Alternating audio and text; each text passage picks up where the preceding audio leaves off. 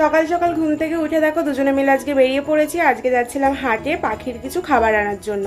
আর সাথে সাথে তোমাদের সাথে অনেক কিছু শেয়ার করব। একটা ভিডিওতে দেওয়া পসিবল হবে না, তাই জন্য আমি পরে আরও অনেক ভিডিও শেয়ার করব। তো আপাতত এই ভিডিওটায় আমি এই কুকুর ছানাগুলোকে নিয়ে ডিসকাস করব। তো দেখো এখানে যাওয়ার পথেই প্রথমে চোখে পড়েছিল এই বিড়াল ছানাটা, আর এখানে আরেকটা কুকুর ছিল, এই কুকুরটার নাম আমি ঠিক জানি না। তারপরে সোজা চলে আসলাম হাটের একদম ভেতরে। আর এখানে কিন্তু পুরো পরপর অনেক লাইন দিয়ে কুকুরগুলো বিক্রি হচ্ছিল, আর এগুলোর দাম কিন্তু 12,000 টাকা করে বলছিল। তো আমরা তো এগুলো কিনতে যাইনি, আমি জাস্ট গেছিলাম হাটে পাখির জন্য খাবার আনার জন্য আর কিছু গাছ আনার জন্য।